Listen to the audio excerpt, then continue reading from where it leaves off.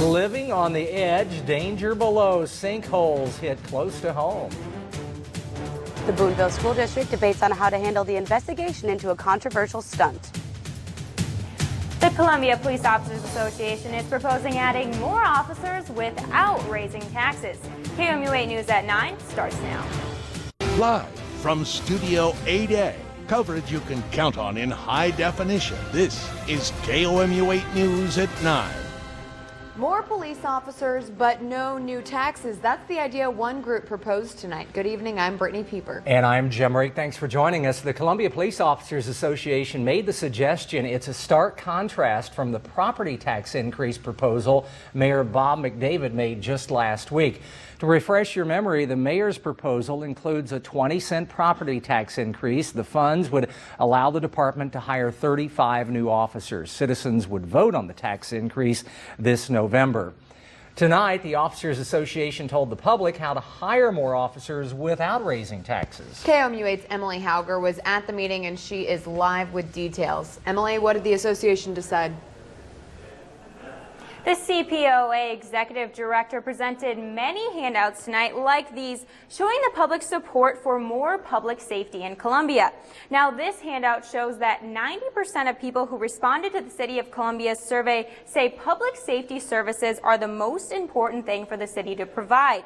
This, coupled with a recent attention to crime, prompted the CPOA to ask for more officers. Given the growth of the city over the last 15 to 20 years and the calls for service that go with that, the city and the department haven't kept pace with the number of police officers it takes to efficiently respond to those calls for service. As for funding the 35 more officers that the mayor proposed, the CPOA has a different idea. Now, this handout, according to this, 17 more officers with benefits could be hired with the money the department is currently spending on overtime hours. Now, this handout is city council minutes from a meeting they had in January, where the city council members pledged to give the $2 million freed up from the 911 center tax to firefighters and police officers. That would fund 19 more officers. Reporting live in Columbia, Emily Hauger, KOMU-8 News. The saga continues in the case of a rodeo stunt at last weekend's Missouri State Fair that made fun of President Obama. Some called it an insult, while others say it was just political satire. The Missouri State Fair Commission came out and said it did not condone the clown who wore a mask of President Obama while a bull chased him. The State Fair has since banned the clown for life from the State Fair. Now the question is the role of Boonville Superintendent Mark Ficken. Ficken was the announcer during the bull riding portion of the rodeo. Tonight, the Boonville School District held a special meeting to investigate Ficken's role. KOMU-8's Ellie Coder was at that meeting. She has details on how the school board will move forward. Ellie? The meeting tonight was closed to the public, but I did speak with Boonville Superintendent Mark Ficken's attorney earlier this evening. He maintains his client did not make any racially insensitive comments while announcing the fair and says his client was misrepresented by the media. The school board president addressed the media after the meeting but would not answer any questions. He did confirm that the school district will be investigating the incident, but more information and the meeting's minutes won't be released for 72 hours.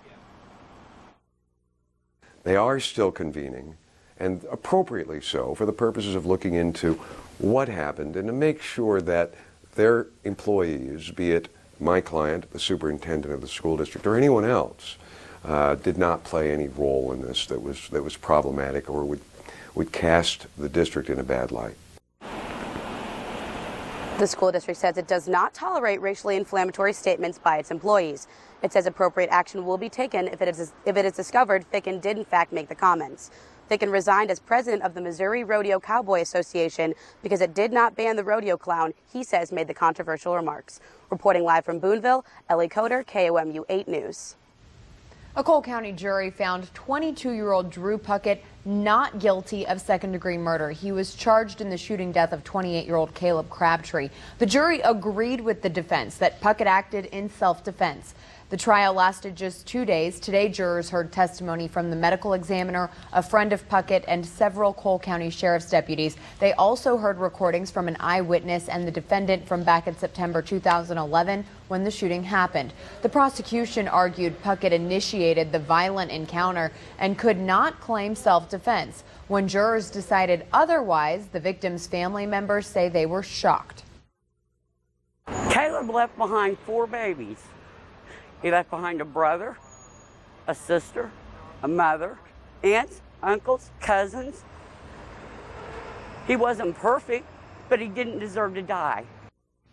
Other relatives of Crabtree were just as upset, some even crying as they left the courtroom. Puckett, on the other hand, went home with family and friends this afternoon, a free man. 4 people are in the hospital tonight, including an infant and a toddler, following a hit-and-run accident. Witnesses say they heard a loud crash about 6:30 at Ash Street and Ridgeway Avenue, came out to see a truck had slammed into the side of a Pontiac Grand Am. Police say they are still looking for the driver of the truck, who witnesses say walked away from the scene. When rescue workers arrived, they had to saw off the top of the car in order to free the trapped passengers. One woman is in critical condition, but the other 3 are being treated at the hospital with less serious injuries. Missouri State Auditor Tom Schweik released an audit of TDDs which have not properly reported their finances or did not report them in time. Some of the districts could owe millions of dollars in fines. The districts include the Conley Road TDD in Columbia, Grindstone Plaza, Rockbridge Center, and the Broadway Fairview. The districts can levy special sales taxes to finance road and bridge improvements, yet 49 of the 176 TDDs failed to report. Schweik says tardy TDDs owe the state nearly $17 million. People are still marveling at this video out of Florida. It's a sinkhole and it swallows a hotel complex in just a matter of seconds. What you may not know, though, is that mid-Missouri is also home to a number of sinkholes. KOMU-8's Patrick Rawlings has a report on how one man has learned to live with nature's depressions. They're not huge, but that's a pretty good sized one right there, so. And he's not talking about his horses. Mostly they stay pretty much the same. They haven't sunk. They've probably gone down a little, but not much. Ken Horn has lived in Pierpont for 25 years. The sinkholes have been there even longer, and their location is no mystery. Well, there's 3 or 4 of them. That one, and there's one over here, and one back here, and one back here. So they're all over. Horn says the sinkholes didn't play a part in his decision to buy the property. Not really, because the house had been here for several years and didn't seem to have any problems. And this barn has been around a day or 2. While it may seem strange to think of living so close to a sinkhole, a lot of people do. The Geological Survey Program has verified nearly 16,000 sinkholes in Missouri, with many yet to be discovered. The largest known sinkhole in the state is located in mid-Missouri. It's found in western Boone County, just southeast of Interstate 70 and the Missouri River. It covers almost 700 acres. Soil scientists say the key component in sinkhole creation is the ability of water to work as a solvent, slowly dissolving stone bit by bit. It takes a long time for sinkholes to form. We finally know they're there when they appear at the surface. Many times the sink structures are there, but they work upward, and so the soil has not caved in or moved out, but in many cases there may be a sink structure that's coming up that, let's say, within 15 feet of the surface. Before building in sinkhole-prone areas, Miles suggests having a structural engineer look to see if any potential holes exist below the ground. Despite recent events, Horn says he's not concerned about his sinkholes. I didn't even think about mine when I saw that on there, so I guess it doesn't bother me too much. He plans on continuing to call this area home. They're just there. It's just, there's no place level on this property, so it's just all hills and goes up and down. It makes it difficult to mow sometimes. Patrick Rawlings, KOMU 8 News, Pierpont. To learn more about sinkholes and where they're located across the state, you can visit our website, KOMU.com. Now here's Dave with a quick look at your weather. Okay, Brittany, thank you. Beautiful day today. Coming up for you in just a few minutes here on KOMU 8 News at 9. Snakes on the plane. No, how about snakes under a trailer? How 2 giant constrictors are on the loose in Missouri. And violence continues in Egypt as supporters of the ousted president clash with government security. Now, your live Doppler 8 First Alert weather with Chief Weathercaster Dave Schmidt. Hey, good evening. Beautiful day today with lots of sunshine, and that's going to be the way it is tomorrow as well, and consistently nice temperatures in mid-Missouri. That's the weather. A scientific breakthrough. A group of Chinese scientists say they've hit a milestone for curing diseases, plus a pair of snakes on the loose somewhere in Missouri. That's coming up. A pair of snakes are on the loose in a Missouri neighborhood after escaping from the owner. The 2 10-foot constrictors escaped near the town of Bourbon in Crawford County. Animal experts and law enforcement are going snake hunting to calm the nerves of the locals, despite the possibility of a fearful 10-foot snake. Brian North from the Riverside Wildlife Center crawled under a trailer to look for the snakes. It can strike at lightning speeds, and if it strikes, what it does, it'll bite and then it'll start constricting, and me being in that close vicinity, I have really no room to move around, so it could actually constrict me. Officers found 2 snake skins under the trailer, but they were the wrong snakes. The boas remain on the loose. The violence continued in Cairo today as Egyptian security forces had to stop supporters of ousted President Mohamed Morsi from advancing on government buildings.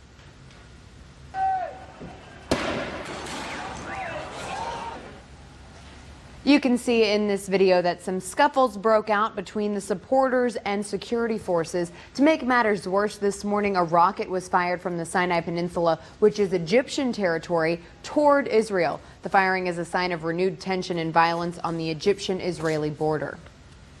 A hospital in Hungary is under investigation after the deaths of 8 premature babies in less than a week. Medical investigators will look into whether the deaths from August 5th to 10th are connected. Hospital administrators became alarmed after the 3rd death and started to take extra safety measures, but still could not prevent the next 5 deaths. The hospital is running lab tests and should get results in 2 weeks. Chinese scientists say they've made a breakthrough in stem cell research. They say they've created an easy and safe way to make stem cells. They add that the cells could help in the development of cloning technology used to make tissues and organs for treatment of diseases. European and U.S. researchers say the new technique is a milestone. That's your look around the world tonight. We'll be right back. Now, from the Ford Sports Desk, KOMU-8 Sports. Hello, everyone. The Mizzou football team is just 2 days away from its highlights of all those ball games for you at 10 over on Channel 8. Pups on paddles and canines on kayaks. How the ocean is going to the dogs. Don't worry, though. It's for a good cause as these 4-legged friends hang 10 for a second chance.